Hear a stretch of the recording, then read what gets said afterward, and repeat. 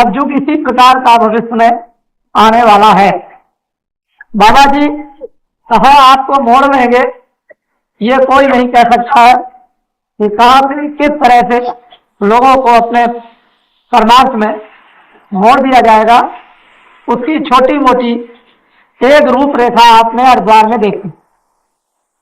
हरिद्वार का कोई भी नागरिक किसी भी जात पात का आपके सत्संग से, सत उपदेश से, आपके प्रेम और सेवा से कोई मुकुर नहीं सकता। सब लोग बड़े भाव श्रद्धा में रहे और ऐसी श्रद्धाओं का परिवर्तन पहली बार लोगों को देखने में हरिद्वार वासी स्वयं अपने को कहते हैं और हम लोगों ने भी महसूस किया जो यात्री थे।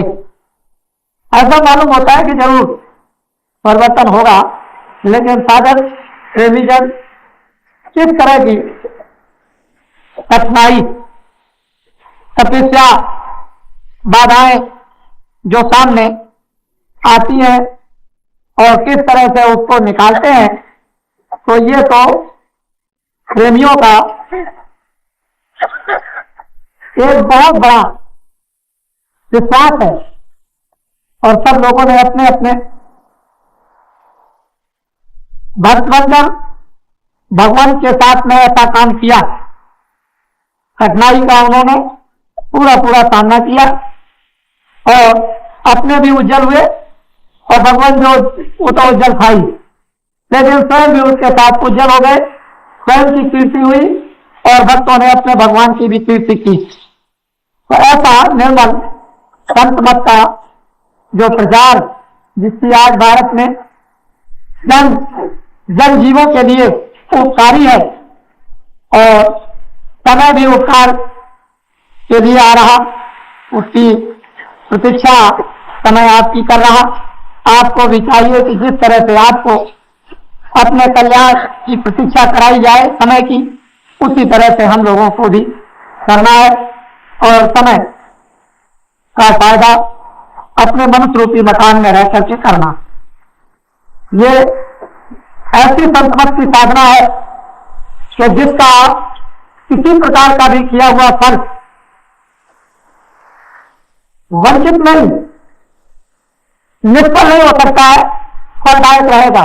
क्योंकि साधना अपनी सच्ची, उपासना अपनी सच्ची, नाम भी सच्चा, स्थान भी सच्चा, रूप भी सच्चा, देश भी सच्चा, फिर सब नाम की साधना भी सच्ची। अपने मनुष्य रूपी मकान में दरवाजा भी सच्चा।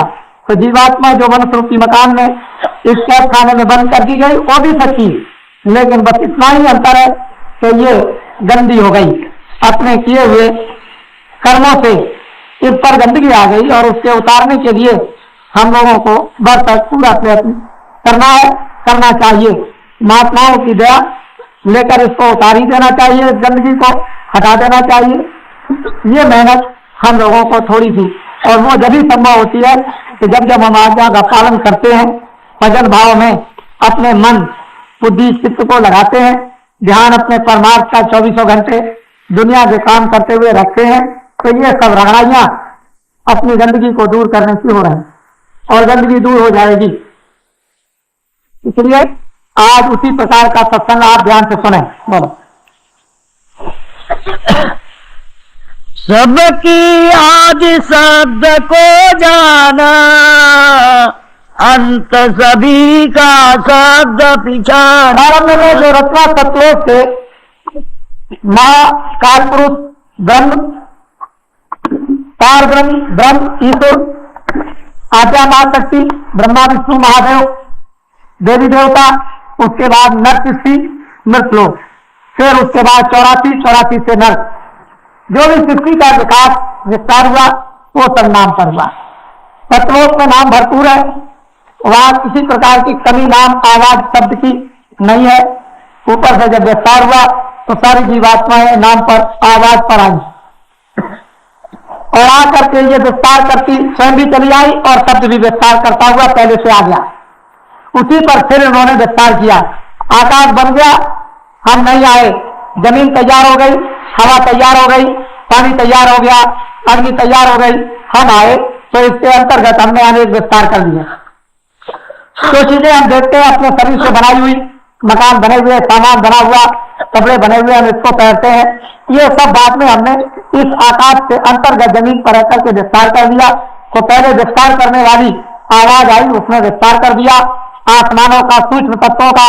उसके बाद जीवात्माओं को उतारा, तो हर मंडल के ऊपर में, हर एक देश के अंदर जीवात्माओं ने अपना विस्तार कर दिया।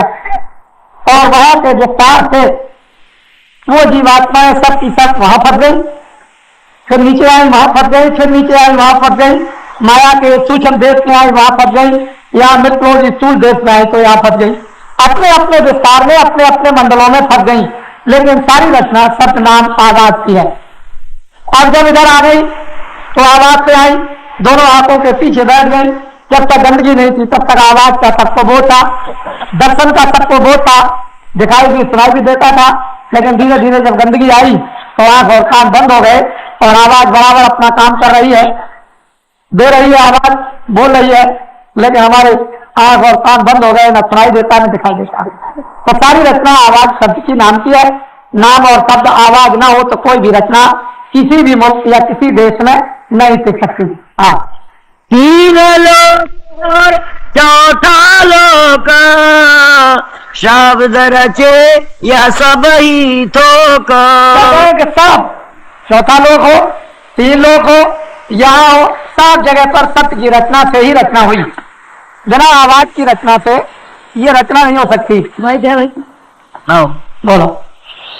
शब्द सुरत दौधार समाना, पुरुष नामी के प्राण। अब कहते हैं कि शब्द और सुरत ये दोनों के दोनों उस अनामी के बिना ये जीवित नहीं रह सकते, क्योंकि ये सारी धार वहीं से आवाज की आई और उसी धार से ये सब जो कुछ भी खेल हुआ वो हुआ।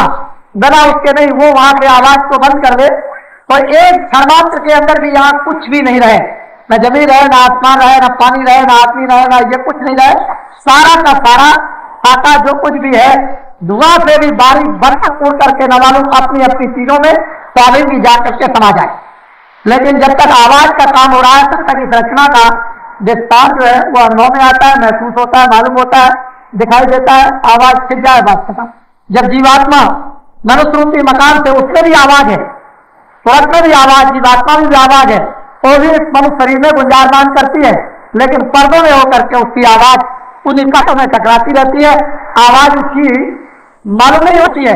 जब वो सूरज सत्य की धार के साथ मिल जाती है तो उसको पता चलता है कि मुझमें, मेरी आवाज में और सत्य की आवाज में क्या, तब उसको अनुभव होता है। तो सारा खेल सूरज का, धार का, वो सब उसी आवाज के ऊपर है, वहीं से उसकी आवाज निकल रही है, उसी में से ये सब स्रोतों का अलग अलग भिन्न भिन्न विस्तार हो गया। हाँ, चेतनता सब इनकी माना, शब्द बिना कोई और नया। सारी चेतनता का जो आभास है, बात दिखाई देता है, वो सब शब्द के दूसरा नहीं, सारा खेल शब्द का ही है और कुछ नहीं। जहाँ शब्द नहीं है वहां पर कुछ नहीं, किसी प्रकार का भी अनुभव नहीं। तो शब्द जो है उसकी बड़ी भारी महिमा। अनादिकाल से नाम कह दिया, शब्द कह दिया, आवाज कह दिया, वेदवाणी, ब्रह्मवाणी, आकाशवाणी, उदोगीत वाणी, गैस वाणी, तमाम मतलब ये वर्णन करके शब्दों में महात्माओं ने अलग अलग करके रख दिया। और हर एक स्थान की अलग अलग आवाज है, उसको अलग अलग शब्दों में बता दिया, ये आवाज ये, ये आवाज ये, ये आवाज ये, ये आवाज ये। तो आवाज का हर मंडल में, हर देश में, हर ब्रह्मांड में, हर एक लोक में आवाज का खेल है। और मृतलोक में आवाज स्थूल हो गई, इसलिए चेतन का अनुभव नहीं होता है। पर वो जब ही अनुभव होता है कि जब सूरज शब्द के साथ में जुड़ जाए तो चेतनता का अनुभव हो जाए। बाकी और आवाजों के साथ में हम टकराते रहे तो उसका अनुभव जड़ता का, चेतनता का नहीं, उसमें आनंद नहीं, उसमें प्रेम नहीं। और जो भी प्रेम और आनंद आभास होता है वो अपनी सूरत का होता है और वो क्षणिक है। बोल। शब्द गुप्त तब हुआ नाम, शब्द प्रगट तब धरियाना। जब तक कहते हैं कि शब्द अनाम था तब तक गुप्त था, जब प्रगट हो गया तो नाम हो गया। जब तक वो प्रगट नहीं था तब तक अनाम था, उसका कोई नाम नहीं, उसका कोई रूप नहीं, उसका कोई देश नहीं। लेकिन जब शब्द उधर से आया तो नाम पड़ गया। फिर हर एक किसी का नाम पड़ जाएगा। ब्रह्म का नाम अलग है, ईश्वर का नाम अलग है, पारब्रह्म का नाम अलग है, महाकाल का नाम अलग है, उस सच्चे बादशाह का नाम अलग है। तो अलग अलग सबका पड़ गया।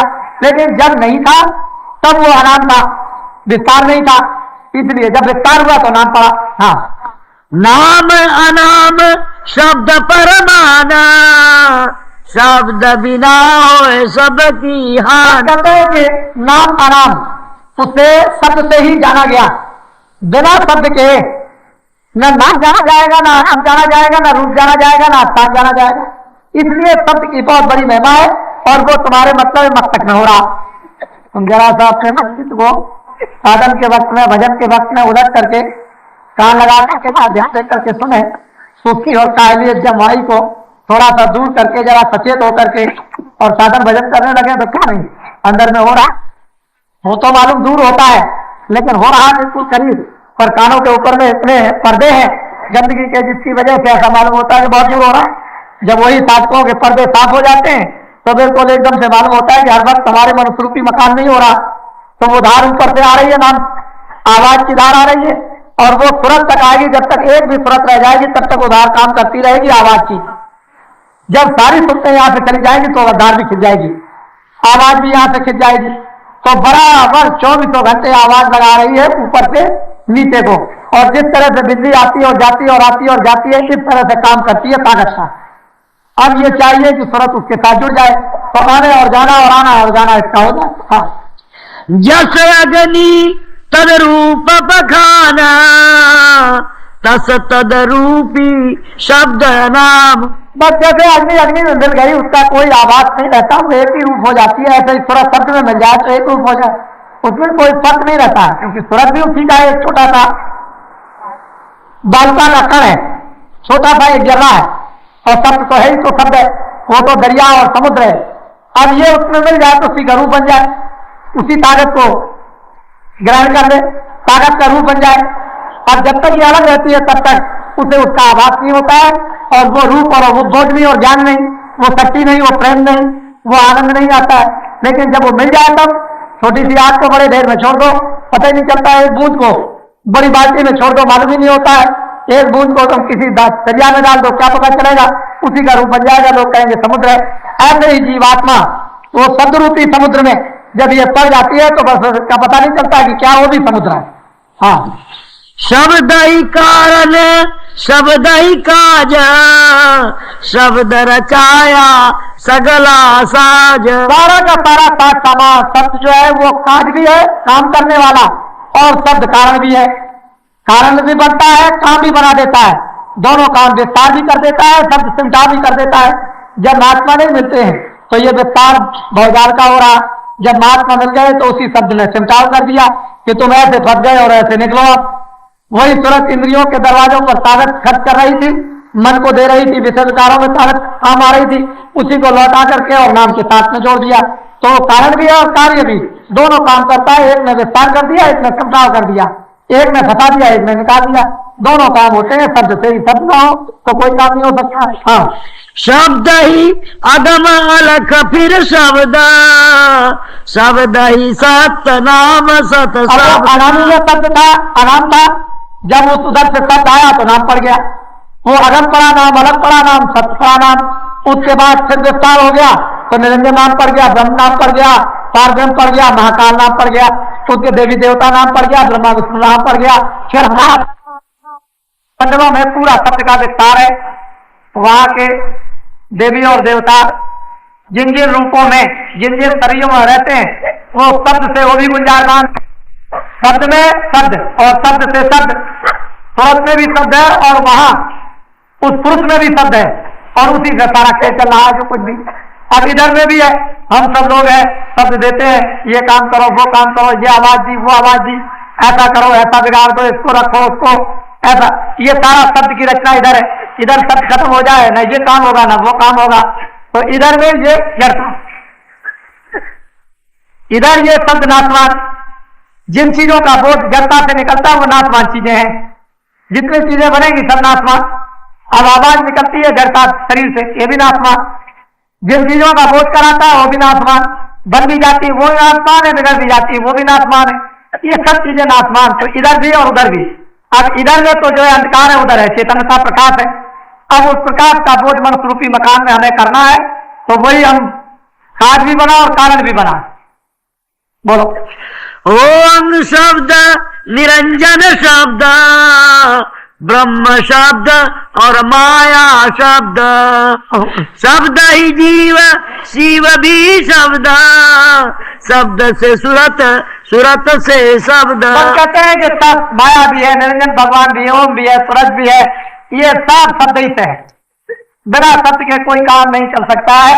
इसलिए सूरज शब्द में अपनी पुरो दो, समा दो, मिला दो, जोड़ दो, शब्द का रूप बन जाए, बस खेल तुम्हारा सब कुछ सफल हो जाएगा, बन जाएगा। अब जब तक सूरज शब्द को नहीं पाती है, तभी तक ये रो रही, चिल्ला रही, और तभी तक इसको हैरानी परेशानी मरती है, जलमती है। इस कारागार में उस कारागार में ठिकाना नहीं मिलता है। लेकिन यही बूंद उसमें प्रवेश कर दी जाए, बस सारा आना जाना इसका उसका, छोटे बड़े का सबका छूट जाए। वो जो दुख और सुख का भान करती थी वो भी उसको मिट जाए। बिछुड़ने का ये भी उसको जो अनुभव होता था, कितना उसको दुख होता था, अब वो शब्द की जात के साथ तुरंत मिल जाए तो अपनी जात में पहुंच जाए, काम उसका हो गया। हाँ। ओत पोत यो शब्द ही शब्द, ऊंच नीच दो शब्द ही शब्द। इधर भी शब्द, उधर भी शब्द, आग में भी, अंत में भी, मध्य में भी, चारों तरफ शब्द ही शब्द है। ऊंच और नीच सब जगह शब्द। जिनको हम नीच कहते हैं वहां भी शब्द है, जिनको हम ऊंच कहते हैं वहां भी शब्द है, अंधकार में भी शब्द है, प्रकाश में भी शब्द है। शब्द सब जगह चाहिए। हो धुंधुकार हो, बिजली जलती हो या न जलती हो, बत्ती जलती हो या न जलती हो, पानी बरसता हो न बरस, हर जगह शब्द की जरूरत। बूंद भी गिरेगी उसमें भी आवाज, सब जगह पर काम शब्द का हो रहा। हाँ। शब्द ही सेवक, शब्द ही स्वामी, शब्द ही घट घट अंतर जा। और कहते हैं कि शब्द भी जो व्याख्या है वो सेवक की है, स्वामी की भी है, अंदर और बाहर सब जगह शब्द रम रहा। उसी शब्द की व्याख्या महात्माओं ने प्रकाश के रूप में, दैवी शक्ति के रूप में, पार ब्रह्म के रूप में, ब्रह्म के रूप में, ईश्वर के रूप में, अनेक शब्दों से उसको लोगों को बताया, बोध कराया। लेकिन है सारा का सारा खेल शब्द का, नाम का, आवाज का। हाँ। शब्द न मरे अमर भी शब्द, शब्द न जरे अजर भी शब्द। कभी न जरता है, न मरता है, न छोटा है, न बड़ा होता है, वो अजर है, अमर है और हर जगह पर है। उसी को हमें प्रकट करना है। गंदगी जितनी हमने अपने ऊपर में चढ़ा ली है, उसी को उतार करके अलग कर दो, सारा खोल उतर करके अलग हो जाए, ये सूरज शब्द में समा जाएगी। फिर देखो न जरता, न मरता, न छोटा, न बड़ा, न दूधा, न लगा, न अंधा, न बहरा, न सुबह, न शाम, न दिन, न रात, समझिए न वहाँ कलेश है, संताप है, न शोक है, किसी तरह की कोई नीच ऊंच की झगड़े झंझट की बात नहीं, शब्द की चीज है। इसी शब्द के लिए महात्माओं ने, कबीर ने, रैदास ने, तुलसीदास ने, मीराबाई ने, नानक जी ने, बहुत से महात्मा आए, इसी शब्द की इतनी उच्च व्याख्या की और उसी की बोध कराने के लिए उन्होंने अपने अपने समय पर पूरे प्रयास किए। लेकिन वो जमाना दूसरे ढंग, ढांचे, विचार, चलन, चाल, देख से, पूजा पाठ, उपासना, समझ गए, मान मर्यादा इत्यादि का था। लेकिन संतों ने धीरे धीरे धीरे धीरे अपना संस्कार डालते डालते डालते डालते इतनी दूर जाकर के उनको छोड़ दिया कि हर एक आदमी को अब वास्तव में नाम, शब्द, आवाज की उपासना बिना किए हुए इस कलयुग में इनका कल्याण जीव का कभी हो ही नहीं सकता है। ये सब संतों और महात्माओं की ही कृपा बराबर चली आ रही और वो उस रास्ते तक पहुंचा देंगे जबकि दुनिया के लोग ये कहने लगेंगे कि वास्तव में संत मत कितना सुगम इस कलयुग में आया। सरल युग, सरल कर्म युग और सुगम, कि इतना सुगम और सरल इस कलयुग में संतों के नाम शब्द का प्रचार, उसकी साधना में सफलता, अनुभव तुरंत शब्द के साथ जुड़ जाए, ये सब संतों ही की कृपा से सब होता चला आ रहा और अब आगे इसी तरह से होगा। और एक वक्त और एक समय आएगा जबकि भारतवर्ष में लोग सभी संत मत को स्वीकार कर लेंगे।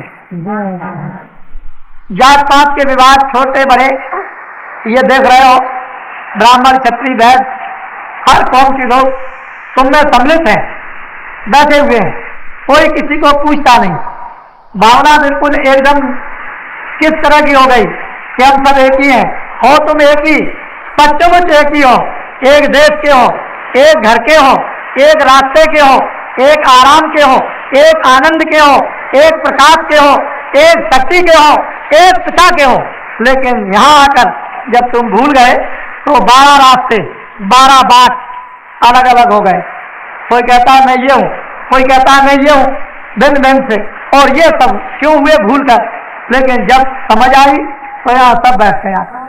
अरे हम तो एक घर के रहने वाले थे, अरे क्या छोटे और क्या बड़े, चलो अपने घर में चले। ये जो सूप बंधा हुआ है अपनी पूंछ में, इसको खोल करके अलग करो और हल्का हो जाए, चलो अपने घर में चल पड़े। साथ के साथ छोटे बड़े लग गए इस काम के लिए, अपना सौभाग्य समझने लगे और अपने जीवन को जो बचा हुआ था उसको धन धन कहने लगे। और अब वो लग गए सबके साथ। तो मैं तो ये कहूंगा, चाहे वो जंगलों में बड़े बड़े कमराओं में महात्मा गुफाओं में भजन करते हो, ठीक है वो भजन करते हो जैसा लोग कहते हैं, वैसे आजकल के युग में कमराओं में कोई भजन कर नहीं रहा है, केवल कल्पना मात्र की बात है। भजन कोई नहीं कर रहा, क्योंकि कलयुग में अन्न में प्राण है और बिना अन्न के वो कमराओं में बैठ करके भजन नहीं कर सकते, उनको अन्न चाहिए। जब लोहू में, जब हड्डी में, उस समय पर जब प्राण थे तब तो लोग बैठ करके हजारों बरस तक कमराओं में भजन कर सकते थे, ठीक था। तो वो सतयुग द्वापर और त्रेता समाप्त हो गया। अन्न में प्राण है और अन्न उनको मिलना चाहिए, और कमराओं में जब अन्न नहीं मिलेगा तो कोई भी भजन नहीं कर सकता। ये दुनिया की कपोल और कल्पित केवल बातें हैं।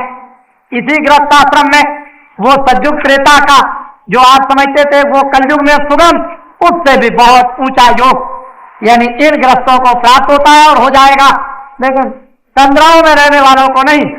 इसलिए कंदराओं में चाहे वो करते हो दुनिया के विचारों से, लेकिन इन प्रेमियों के सामने कुछ नहीं कर पाते।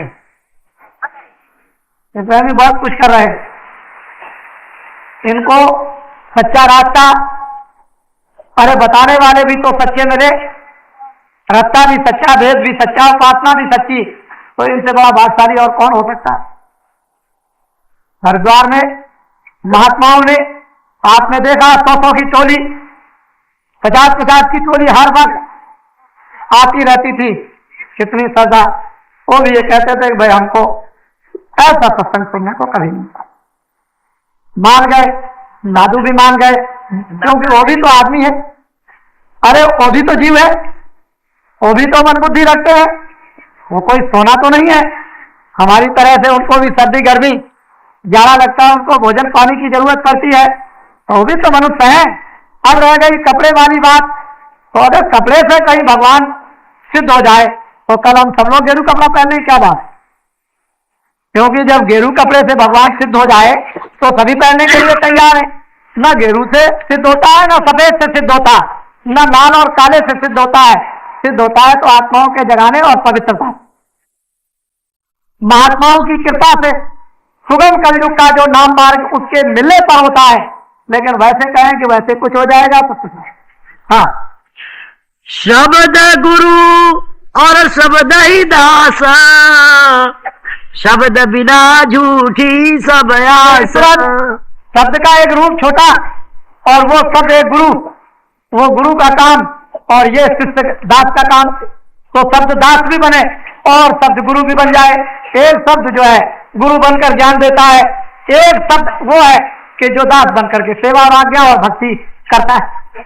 तुरंत उसी का छोटा रूप, एक कतरा, एक जर्रा, बालता का कण, वो दास बन गया और वो शब्द एक महान गुरु बन गया, ज्ञान देता है। हम उसकी भक्ति करते हैं, आज्ञा का पालन करते हैं, उसमें मिल जाते हैं, लय हो जाते हैं, लीन हो जाते हैं। तो एक विस्तार कर दिया, दास का भी काम कर रहा है और गुरु का भी काम करता है, ज्ञान का भी काम कर रहा है। तो इधर भी सब और उधर भी सब, सारा खेल नीचे से ऊपर तक आवाज का, शब्द का नाम था।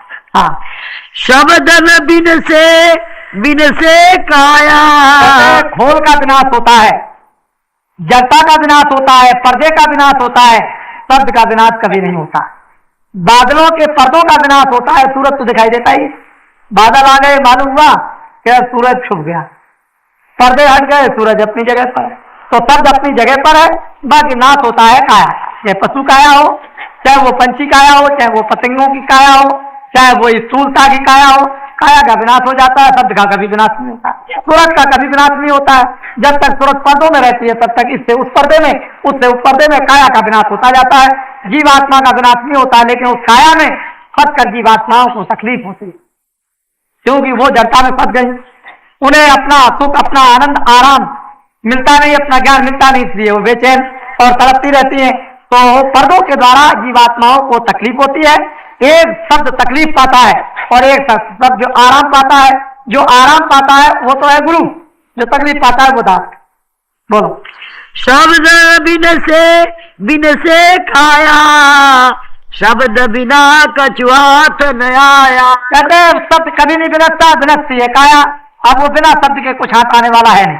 जितनी भी जड़ वस्तुएं जगत में है, जब ये सरूर मरुद रूपी काया जिसमें दी है वो निकाल करके अलग जीवात्मा को कर देता है, काया जमीन पर पड़ी रह जाती है, काया का विनाश हो गया।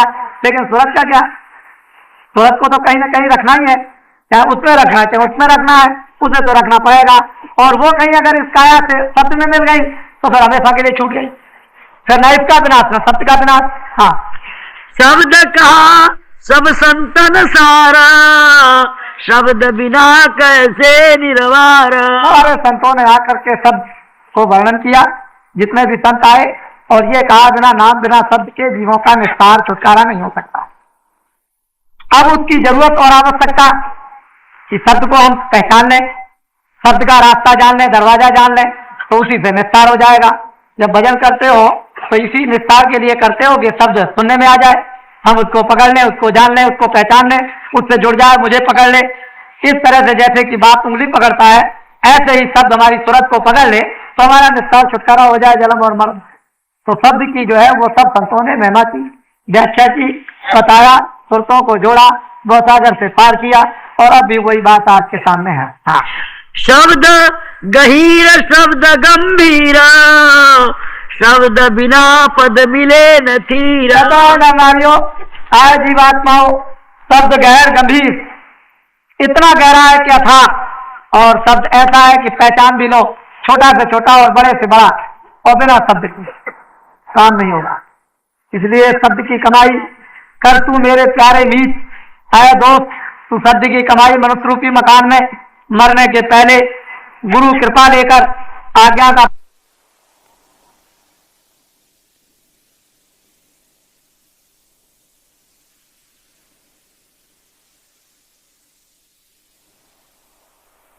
तन्मय होकर लगन के साथ, तड़प के साथ बैठ करके अंदर उसको पुकारें और उसको मसाले को उसको उतार करके अलग करें, और अपनी सूरत को शब्द के साथ, घंटे के साथ, घड़ियाल के साथ, शंख के साथ, बादलों की गरज, मृदंग के साथ और भी बहुत से शब्द उनके साथ जोड़कर, और जितना भी उसके साथ गंदगी चिपटी हुई है वो सब फुलझड़ियों की तरह से झड़ती चली जाएगी। जैसे जैसे शब्द ऊपर से उतरता आएगा वैसे गंदगी सब साफ होती जाएगी और सूरत और मन दोनों निर्मल होते चले जाएंगे। हाँ, शब्द बिना कोई होए न धीरा, बिना शब्द के किसी को ज्ञान नहीं मिला, और न कभी वो बिना शब्द के ठौर ठिकाना पाएगा। शब्द की जरूरत है नाम की, और महात्मा ही इसका भेद जानते हैं, और कोई नहीं जानता। खाली कपड़े पहन लेने से, यहाँ वहां घूमने से, इधर उधर जल चढ़ाने से, इधर उधर दर्शन करने से उससे कुछ भी काम होने वाला नहीं है। देखो असली बात तो यह है कि इतने दिन हो गए आपको सत्संग में, हरिद्वार में आप गए, ठीक है, हमारे सामने कह भी हो, ध्यान तो तुम्हारा यह है कि चलो भाई हरिद्वार में कहीं देख आएंगे, लेकिन पहुंचना है, चलो अपने मुकाम पर पहुंचना है और अपना सत्संग सुनना, तब तो आपको फंसने का कोई चारा नहीं, क्योंकि गए देख करके आए, चलो भाई यहाँ आए, बहुत लोग महिमा करते हैं, बहुत कुछ कहते हैं, चलो देख लें आंखों से, ताकि कोई भ्रांति न रह जाए, अपनी भ्रांति को मिटा दें। लेकिन ध्यान लगा हुआ सत्संग का ख्याल है हमेशा कि भाई रास्ता तो हमारा ये सच्चा है, इधर तो है नहीं, इधर से तो दिखा दिखा करके मोड़ा जा रहा, घुमाया जा रहा कि तुम घूम करके अपने दरवाजे पर अंदर में आकर के बैठ जाओ, देख लो, भूल भरम मिट जाए तुम्हारा, आशाएं तुम्हारी सब टूट जाए, जो आशा लगाए रहते हैं कि भाई हमको कुछ मुक्ति और मौत मिल जाएगी, और मिलना जुलना कुछ नहीं है, तो कैसे हो जाएगा। आज लोग पीछे से आए, आज ही आए लोग पहुंचे हरिद्वार से, उन्होंने ये कहा कि ओहो, बाबा जी ने जो कहा था कि नदी के किनारे, गंगा जी के किनारे ठंडी को बांध करके डाल दिया गया, और जब तक ये बाबा जी का कार्यक्रम पहली तारीख तक चलता रहेगा, और जब यहाँ से चले जाएंगे तो ठंडी को देखिए। तो लोगों ने ये बतलाया कि बाबा जी के वहां से आने के बाद ही लोग तौबा करने लगे, इतनी गजब की ठंडी बताते हैं। कहते हैं कि लोगों में किचकिची आ गई, क्या हो गया। तो ये तो आपको मालूम होना चाहिए था कि हमारे बहुत से प्रेमियों के पास कपड़े नहीं, ये बेचारे एक एक चादर लेकर के हरिद्वार के लिए गए। बहुत सी देवियां अपने बच्चों को लेकर के गई, बिल्कुल उनके बच्चों पर कपड़ा नहीं। वो वहां उनको देख देख करके जो कुछ भी किसी को देखा कपड़े बनवाए गए बच्चों को, लेकिन उन बच्चों की हिम्मत देखिए कि जो बच्चे 3-3, 4-4 बरस के, उन पर कोई कपड़ा नहीं, लेकिन मस्ती से खेल रहे। हम तो ये कहेंगे कि साधु महात्माओं में भी ये मस्ती नहीं जो उन बच्चों में मस्ती थी। ये हमको देखने को मिला, इधर खेल रहे हैं, शाम हो गई तो थोड़ी सी कुछ लकड़ी बीन रहे, लेकिन नंगे लकड़ी बीन रहे, बैठे हुए अपने, क्या महात्मा मतलब है, तपस्या ऐसी करेंगे। वो बच्चे 3-3, 4-4 बरस के लिए दिखा रहे। तो बात यह है कि जो आदमी लेकर के गया है, उस आदमी को तो अपने बच्चों के लिए चिंता रहेगी, चाहे वो किसी तरह से भी हो, कुछ ना कुछ फिक्र तो रहेगा, इसमें तो कोई संदेह नहीं। ये मैं जरूर जानता हूं कि माँ के अगर 10 बच्चे हैं तो वैसे तो माँ की प्रीत और इसलिए तो सब बच्चों पर होता है, इसमें कोई शक नहीं है। लेकिन कोई इधर उधर भी बच्चा एक आध लड़ जाया करता है, कभी घर से बाहर चला गया, समय बेसमय आया, घर में बैठ करके चिंता करती है, और कभी ऐसा भी हो जाता है रोटी कुत्ता खा गया नहीं बची, तो कभी कभी रात को सोना भी पड़ता है। तो बच्चे को रोज आकर के सो गया, फिर उसने कहा कि भाई तुमको समय से आना चाहिए था, तुम कहाँ रहे, तो ऐसा भी हो जाता है। तो इसलिए बच्चों की तरह से देख रेख हमेशा महात्मा करते रहे, करते हैं और करते रहेंगे। ये बड़े अनुभव हरिद्वार वासियों को मिले, वहां के निवासियों को, और इसमें कोई संदेह नहीं है कि हरिद्वार वासियों ने खूब प्रेम दिखाया। ये सारे यात्रियों को मालूम हुआ, छोटे बड़े साफ एक तरफ से, यानी जैसा कि मतलब ये कि जैसी गंगा जी बह रही थी ऐसे ही स्नेह बहने लगा। अगर ऐसा ही स्नेह दुनिया में बहने लगे तो सारा हिंदुस्तान बदल जाएगा। यानी ये देखिए, हम तो यहां तक कहेंगे कि राजनीतिक लोग भी ये कहने लगे हरिद्वार में कि भाई मेरे ऊपर भी, यानी यात्रियों का और जय गुरुदेव बाबा का रसा कर गया और मुझे भी अब पार्टी छोड़ देना पड़ेगा। यहाँ तक अब बताओ, तुमने अभी तक पार्टी में क्या अभी कर लिया? पार्टी में क्या मिला? धोखा, बेईमानी, झूठ, छल, कपट, फरेब, मार पीट, लूट, शराब तलाब, यही मिला और क्या मिला था? इसमें क्या किसका फायदा? तुम्हारा भी फायदा नहीं, किसी और का भी नहीं। अरे बाबा जी के प्रभाव में बैठो, सब आनंद, सब सृष्टि आनंदमय। अरे भाई ऐसा हो जाए सब में, ये देखना और आदमी किस दफ्तर का था, चाहे पुलिस का हो, चाहे म्युनिसिपैलिटी का हो, चाहे बिजली का हो, चाहे टेलीफोन का हो, चाहे व्यापारी हो, चाहे मजदूर हो, सब में एक लहर। जिस तरह से वहां ठंडी लहर थी, उसी तरह से लोगों में आनंद की लहर दौड़ गई। यह हुआ सचमुच है, भगवान ने कितनी बड़ी प्रेरणा लोगों को दी, और सब लोग इसी हवा को बराबर कायम रखें और बहाते रहें, तो फिर क्या पूछिए क्या हो जाएगा। ये तो हम, आप और प्रभु सब के सब साक्षी बनेंगे, तभी तो काम बनेगा। हमको भी साक्षी बनना, आपको भी साक्षी बनना, भगवान तो साक्षी है, वो तो देख ही रहा है। इसलिए अब ये एक नया स्रोत आपके 73 से, हरिद्वार से, जैसा कि आपको कहा गया था कि भाई ऐसा कार्यक्रम होगा जो अभी तक इतिहास में 5000 वर्ष के अंदर तो हुआ नहीं, एक आदमी के साथ। वैसे जो कोई होता होगा, हमने उसको देखा नहीं, सुना भी नहीं, लेकिन जो देखा और जो सुना उसमें ये देखा है अब तो कुछ परिवर्तन सामने आया, नजर आया।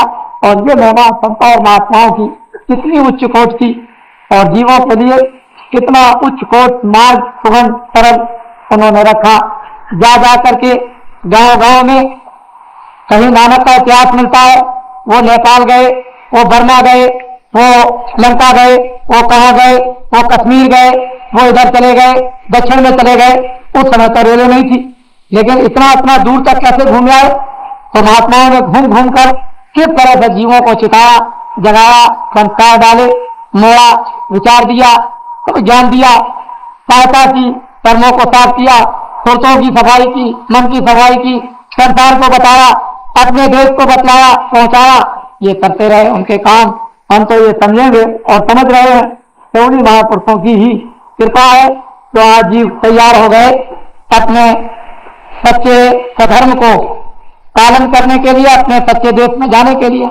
नहीं कहाँ कौन, अगर भगवान की बात कीजिए, भजन की बात कीजिए तो 1000 गाली आज के इस साल के, और आपको 72 में मिली, आपको 71 में मिली, आपको 70 में मिली। इसके पहले तो तमाम गालियां मिलती थी, वो आपने बर्दाश्त की, सुना भी आपने, दांत आपने दबाए, किटकिटाए, लेकिन बाबा जी कहते रहे नहीं, सब कुछ नहीं, अपने रास्ते पर लगे रहो, लगे रहोगे सफलता हो जाएगी। ये तो हम लोगों की चाल हाथी की है। जब बड़े हाथी खाले को कुत्ता देखता है तो भूखता है। कुत्ता कोई यूं नहीं भूखता, कुत्ता डरता है उससे, इसलिए वो भूखता है। किसी आदमी से कुत्ता डरता है तो भूखता है, जब किसी से कोई डर लगेगा तो भूखेगा। ऐसे बहुत से आदमी भी कुत्ते बन जाते हैं, जब डर लगता है तो भूखते हैं। तो हम लोगों को अपना चलते रहना चाहिए, उसे डर की वजह से भूखेंगे, लेकिन जब वो इधर को सूर मारता है ना तो कुत्ता मारता खराब हुआ चला जाता है। समझ गया? ये समझ लीजिए आप। तो अपने को क्या, अपने को चलना है, भगवान की याद करना, समझ लीजिए, अपने सच्चे रास्ते पर चलना, अपना कल्याण करना। लोग भूखते रहेंगे, डरते, क्यों डरते हैं? अब ये तो उनके अंदर का डर है। अब तुम क्या करोगे उसके लिए? तो डरते ही। हाँ, शब्द तुड़ावे सब जंजीरा, शब्द मिटावे तन मन पीरा। वो जंजीर जीवात्माएं जो बंधन में, कारागारों में जलती और मरती है, वो शब्द छुड़ा लेता है। शब्द जंजीरों से छुड़ाता है और शब्द मन की पीर, दर्द जो जन्म मरण का हो रहा उससे बचा लेता है। सब बहुत चिंताओं से मुक्त कर लेता है, जन्म मरण खत्म हो जाता है, आना जाना, ये सब काम शब्द करता है। शब्द में कोई किसी प्रकार की कमी नहीं, उसके अंदर में संपूर्ण खजाना, हर ज्ञान, शक्ति, प्रेम, दया, आनंद सबका भरा हुआ रसाला है। वो ऐसा शब्द है। और वो सब मनुष्य रूपी मकान में तो महात्माओं के मिलने पर यह होता है। हमारे इस कार्यक्रम को देखने के लिए बहुत से हरिद्वार वासी भी यहाँ पर आए हुए हैं। बहुत से हरिद्वार वासी भी इस कार्यक्रम को देखने के लिए आए, लेकिन सब लोग तो अपने अपने टेंट में है। ये तो थोड़े से बैठे हुए, सामने जगह भी नहीं रही बैठने की, तो सोचते हैं कि चलो अपने अपने टेंट में सत्संग सुनते रहे, यहीं पर बैठे हुए तो बैठे हुए। यहाँ तो भी ये कुछ भी आए निकल करके, सब लोग अपने अपने टेंटों में खजाखज भरे हुए। हरिद्वार वासी आए, उन्होंने ये सोचा कि शायद हमारे यहाँ ही ये कार्यक्रम हुआ तो जरा चल करके देख लिया जाए, शायद बाबा जी कहीं आगे झूठ तो नहीं बोल रहे। हरिद्वार वासी, हमारा कार्यक्रम ये कोई नया नहीं, हम जिधर भी जाते हैं उधर यही आपको मिलेगा, ऐसा ही सामान मिलेगा, ऐसी उपस्थिति मिलती है जिधर भी जाते हैं। अखबार रेडियो इसकी सूचना न दें, आपके सुधर्म की, आपके चरित्र की, आपके प्रेम की, आपके सदाचार की, आपके देशभक्ति की, आपके प्रेम और आप मर्यादाओं की, आत्म कल्याण की, तो ये कोई माने और मूल नहीं रखती है। हमारा दिल और दिमाग जिस चीज को स्वीकार करता है उस चीज को अखबार या और चीजें क्या कर सकती हैं?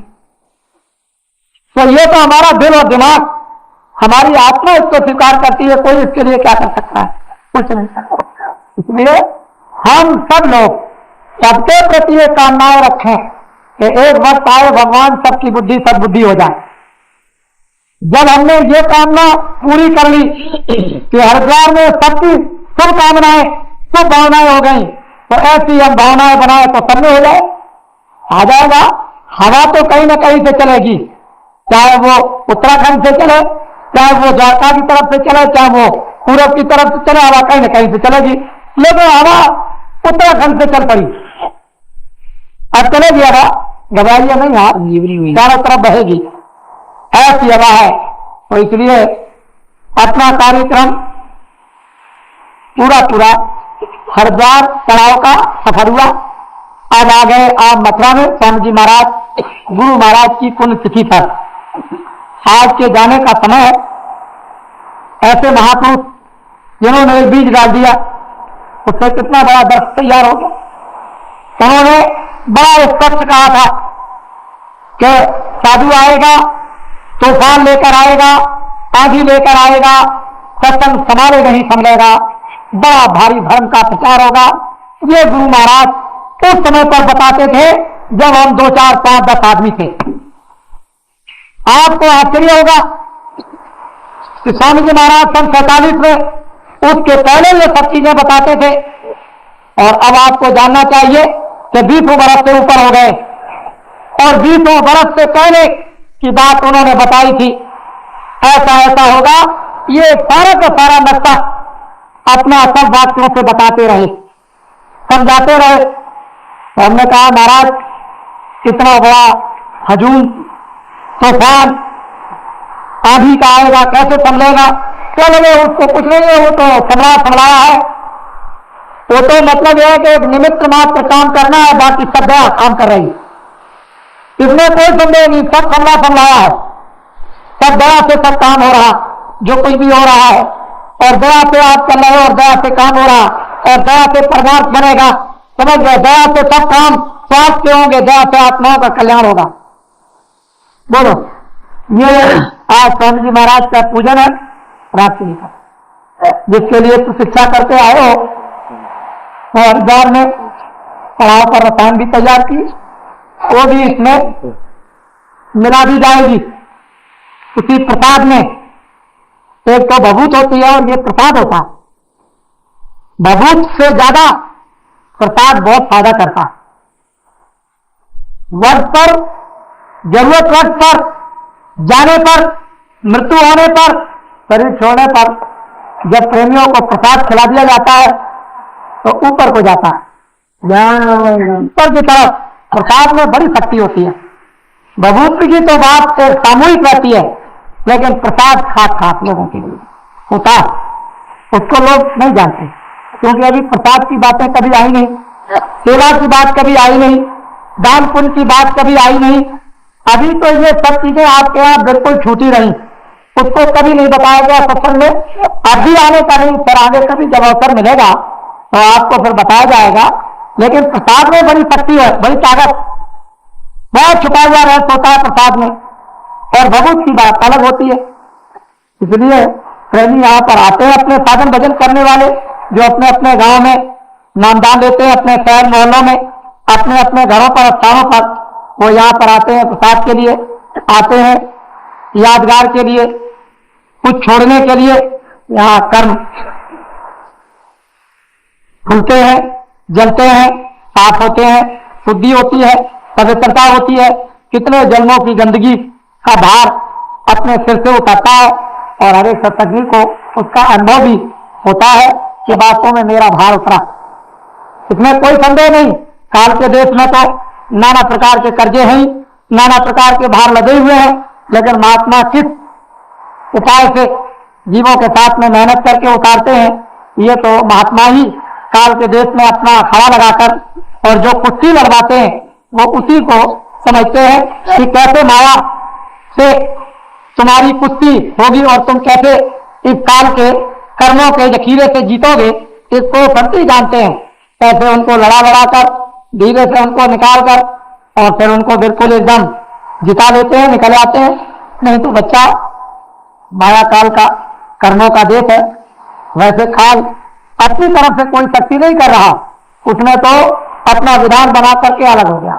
आप विधान का उल्लंघन नियम का करोगे, बस उसी में बन जाओगे, उसी से तुमको सजा मिलती रहती है बराबर, और महात्मा उससे निकाल लेते हैं धीरे से।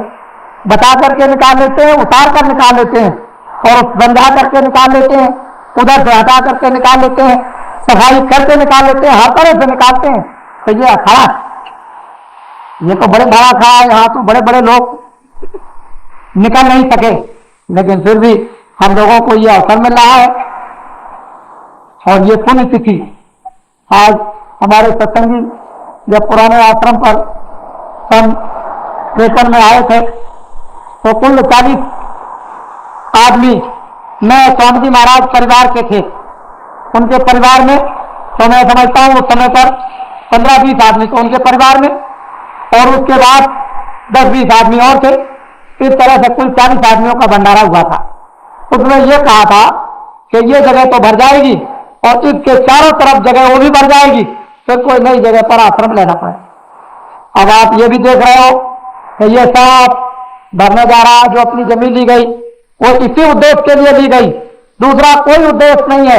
उसमें सत्संग का कार्यक्रम, ठहरने का कार्यक्रम, अपने सर का कार्यक्रम, ये सब इसी में इसी उद्देश्य के लिए। बालाजी को क्या है, कमरे में रहना हो कहीं भी रह सकते, एक कमरे में कहीं भी रह सकते हैं, लेकिन यहाँ पर इतना बड़ा कार्यक्रम कई वर्षों से हो रहा है। आश्चर्य की बात यह है कि अनजान अनसमझ से यहाँ लोगों ने जमीन एक्वायर करने के लिए नोटिस दे दिया। अब ये समझना चाहिए कि सार्वजनिक प्रजातंत्र जनता की जमीन और वो एक्वायर करने के लिए, तो ये गलती उनकी है, उनको ये पता नहीं है कि ये सबकी जनता की है। जहाँ सार्वजनिक धार्मिक स्थान होता है वहां तो ये कभी हाथ खोल करके भी नहीं डालना चाहिए। उनको मालूम होना चाहिए कि इसमें कैसे कैसे बड़े बड़े अफसर, छोटे मोटे सब तरह के आदमी इसमें बैठे हुए हैं, लेकिन हम कहते हैं ठीक है, देखते रहो कि क्या क्या होता है, अनुभव करते रहो क्या क्या होता है, उसको अनुभव कर लो, उसमें कोई बात नहीं है। ये सब चीजें मनुष्य जब बर्दाश्त करता है तो भगवान से बर्दाश्त नहीं हो सकती, इसलिए भक्तों को बर्दाश्त करना चाहिए, फिर भगवान नहीं बर्दाश्त करता। चीज असली है स्वामी जी महाराज कि इसमें उधर में माता जी की, उधर में किसकी, उधर में किसकी, ये सब जमीन समाज के लिए, माता जी की समाज के लिए, किसी समाज के लिए, सत्संग के लिए, ज्ञान भजन के लिए, इसीलिए ये ली गई। और यहाँ लेने का कोई मतलब नहीं था। छोटा मोटा काम तो वहां कृष्णनगर में भी हो जाता, उसमें कोई बात नहीं थी। इसलिए ये जमीनें सब फेल हो रही है। हमको तो और भी जमीन 100-200 बीघा यदि मिल जाए तो वो भी आगे पूरी की पूरी भर दी जाएगी। ये तो अभी क्या इंतजाम, यहाँ न मालूम कितनी पुलिस और कितने अधिकारी इंतजाम करने के लिए आएंगे। अभी देख के तो आप रहिए, उनका इंतजाम होगा, ये सब यही व्यवस्था करेंगे, तो सब कुछ इनको करना होगा, क्योंकि जिम्मेदारी जिनकी वो व्यवस्था करेंगे, हमारा जो काम वो हम करेंगे। अब तो आने लगे, अब यहाँ पर हमारे सिपाही भी हैं, अब अधिकारी भी आने लगे, नोटिस में भी आ गया, साल में भी आ गया कि कभी भी यहाँ पर सत्संग होने लगा, प्रतिवर्ष का इतने लाखों आदमियों की उपस्थिति होने लगी, तो ये सब इंतजाम होगा। और हमको तो जमीन की और जरूरत है, यहाँ 100-200, 400-500 बीघा भी जमीन मिल जाए तो ये तमाम यात्रियों से जमीनें भरी रहेंगी। इसलिए ये धर्म स्थान है, यहाँ पर सब लोगों का लाभ, हर और जात के आदमी यहाँ पर उपस्थित हैं अपनी परम शांति के लिए, लौकिक शांति के लिए, आत्मिक शांति के लिए, अपने चरित्रों के लिए, अपने सदाचार के लिए, अपना जीवन बनाने के लिए, लोगों की सेवा का पाठ सीखने के लिए, देश भक्ति के लिए, समाज सुधार के लिए, हर तरह से यहाँ पर लोग आते हैं। और ये गुरु महाराज का आज का दिन कितना पवित्र उत्सव है। वैसे तो यह हमको कोई गम नहीं, इसलिए कि वो चेतन पुरुष थे, वो मरे हुए नहीं थे। मरे हुए होते तो हमको रोना आता। वो चेतन पुरुष है, वो बैठ कर देख रहे, हमारी संभाल कर रहे, सबकी संभाल कर रहे, सबको फायदा पहुंचा रहे, सबको देह पहुंचा रहे। इसलिए हम सब लोगों को खुशी होनी चाहिए कि ऐसा महापुरुष ऐसे बीज छोड़कर यहाँ पर गया जो सबकी भलाई अंदर बैठकर अदृश्य बैठकर हम सबको दे रहा। हम उसका पूजन करेंगे कि हमारे हर वक्त संभाल कीजिए, हर वक्त हमको देखते रहिए, हमको कहीं गड्ढे में जाने मत दीजिए, हमको बराबर रक्षा करते रहिए।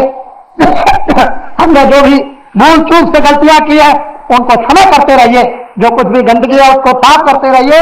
अंदर और बाहर से सब तरह से प्रार्थना कर रहे हैं, इसीलिए हम लोग आया करते हैं भंडारों पर। भंडारों की एक महत्वपूर्ण दया मिलने की पुण्य तिथियां होती है। वो मालिक ऊपर बैठकर ऊपर शब्द के द्वारा, प्रकाश के द्वारा जब दया की बौछार करता है तो साधकों को न मालूम बहुत कुछ मिलता है, बहुत कुछ अनुभव करते हैं। मैं तो यहां तक कहूंगा जो खा करके भी सो जाते हैं उनको स्वप्न में भी उसका अनुभव होता है, लेकिन बेचारे स्वप्न वाले भूल जाते हैं। जो भजन पर बैठते हैं उनको बहुत कुछ अनुभव हुआ करते हैं, वो नहीं भूलते। इसलिए जो स्वप्न में भी आपको आनंद मिलने लगे, स्वप्न में भी दया मिलने लगे, प्रसन्नता आने लगे, उसको भी समझो कि मेरे ऊपर भी बड़ी भारी दया हुई, उसकी वर्षा हुई है। ऐसी पुण्य तिथियों पर जीवात्माओं का साल साल में ऐसे ही फेरे लगते रहे तो बराबर याद करते रहोगे। अरे भाई, कितने कितने दिनों तक लोग जंगलों में साधना करते थे, जब किराए के मकान से जीवात्माओं को निकाला गया तो भगवान कहना भूल जाया करते थे। लेकिन ये साधक तो थोड़ा बहुत भजन ध्यान करते हैं, ऐसी मस्ती चढ़ जाती है कि शरीर में एक भी सांस रहती है तो जय गुरुदेव बोलते रहते हैं। ये देखना को अब ये स्वामी जी महाराज की दया नहीं तो क्या तो बहुत बड़ी दया। सब लोग बताते रहते हैं। चारों तरफ के प्रांतों के, गुजरात, उत्तर प्रदेश, महाराष्ट्र, राजस्थान, हरियाणा, उत्तर प्रदेश, बिहार, बंगाल, सभी प्रांतों के यहाँ पर आदमी लगभग उपस्थित हैं। और वो बात अलग है कि आजकल की परेशानी, गरीबी, महंगाई, इनसे बाहर के बहुत घरेलू खर्चों की वजह से बेचारे बड़े परेशान हैं। लेकिन मैं तो इनकी इतनी हिम्मत समझता हूं कि इतनी हिम्मत कोई कर नहीं सकता है। हमने बहुत देखा हर जगह पर, और हमारे सत्संगियों में बहुत हिम्मत, बड़ी हिम्मत है इनके अंदर में, इसमें कोई संदेह नहीं। आप आज रात्रि को 12:30 बजे से पूजन शुरू हो जाएगा। आप लोग अपने अपने रात को तैयार रहेंगे, लेकिन कोई अर्जा नहीं, तो सुबह भी होगा तो अपने जैसा जिसको समय मिले वो अपना निवृत्त होते जाना, आते जाना, और पूजन होता जाएगा, प्रसाद मिलता जाएगा, समझ गए। और उसको लेते जाना अपने घर में, गांठ में बांध करके, जरूरत पर काम आएगा, खाता रहते। फिर साल में फिर अपना ताजा कर लेंगे आकर। 2 साल में फिर होगा तो अपनी जिंदगी 2 साल की हो, 4 साल की हो, 5 साल की हो, 10 साल की हो, 20 साल की हो, 25 की हो, 50 की हो, अपने को तो ये काम करना है। उससे तो पीछे हटना जब जाना ही है, पीछे हटने का कोई काम नहीं। हर साल हर सादगी करनी है, उससे नहीं पीछे घूम करना है। ये तो खेल और तमाशे जब तुम मथुरा में आए थे तब भी हो रहे थे, यात्रा में नहीं आए थे 70-71 में तब भी हो रहे थे, आ गए तब भी हो रहे। अरे पहले तो न मालूम किस तरह से रहते थे, अब सुख में रहते हो, अब आनंद में रहते हो, सहारे में रहते हो, भगवान का भजन करते हो, अब मस्ती में रहते हो, याद करते हो, सेवा का समय मिलता है। ये तुम्हारे इतने भाई तैयार हो गए। अपने अपने भाइयों में जो गुरभाई बन जाते हैं उनमें सच्चाई होनी चाहिए, बिल्कुल सच्चा व्यवहार होना चाहिए, कपट का नहीं, शुद्ध सात्विक हो। कोई बात हो तो माफी मांगो, कोई चीज हो तो मांग लो, लेकिन अपने गुरभाइयों के साथ सत्य का बिल्कुल निष्कपट व्यवहार होना चाहिए, तो एक दूसरे को कोई तकलीफ नहीं। और जहां पर कपट भक्त कुछ काम ना आवे, कपट की भक्ति कुछ काम नहीं आती। मन सत्संगियों का उतर जाएगा, उस तरह से तुम क्या हो जाओ, इधर से भी तुम्हारा मन खराब हो जाएगा। तो जो कुछ भी थोड़ा करो, ज्यादा करो, सच्चा करो, थोड़ी भक्ति करो, ज्यादा करो, सच्ची करो और पक्की करो, कच्ची नहीं। बनावट की भक्ति दिखा दो कि नहीं। सत्संगियों में तो बिल्कुल निष्कपट काम होना चाहिए, बाहर की क्रिया निष्कपट, अंदर की क्रिया निष्कपट। प्रेमियों में हमेशा अचल प्रेम रहता है, क्योंकि अपने घर में चल रहा है, तो फिर यहाँ बाहर में इधर उधर से क्या अच्छा, सब लोग मिलजुल करके प्रेम के साथ में। तो आज ये महत्वपूर्ण आज की रात्रि का दिन है, अपना पूजन प्रारंभ हो जाएगा, उसको खूब विधिवत आप लोग अपना करते जाइए पूजन, और प्रसाद मिलता जाएगा। अपने अपने स्थानों पर जब पूजन हो जाए, प्रसाद मिल जाए, तो जा करके थोड़ा भजन पर वहां से हटने के बाद जरूर बैठेंगे। ये नहीं कि चले गए तो लेट गए, चाहे जितना भी मौका मिल जाए बैठ जाओ भजन पर, ध्यान पर बैठ जाओ। क्योंकि ये रात्रि का ऐसा होता है कि जैसे ही आप उधर से पूजन से आए और फौरन ध्यान लगाकर और भजन लगा करके बैठ गए, एकदम आकर खींच करके मन, बुद्धि और चित्त इधर से बिल्कुल भावनाओं को खींच करके दरवाजे पर लगाकर और बिल्कुल एकदम से बैठ जाए। देखिए कैसा आनंद और किस तरह की दया उतरती है। ये है इसकी जरूरत और आवश्यकता। इसी में होशियारी साधक करते हैं, मजा आ जाता है, आनंद आ जाता है, काम बन जाता है। और यही बदहोशी करते हैं तो फिर मतलब ये है कि फिर वो आनंद नहीं दे पाते। बस यही बात रहती है।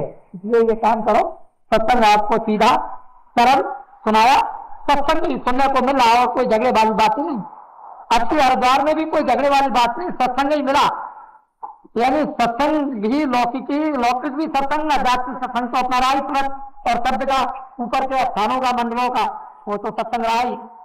नामदान भी मैं कोशिश करूंगा कि कल किसी न किसी टाइम पर नामदान हो जाए, ऐसी चेष्टा कर रहा हूं। लेकिन वो ऐलान हो जाएगा कि हाँ जाना नामदान के लिए, तो आप आ जाइएगा।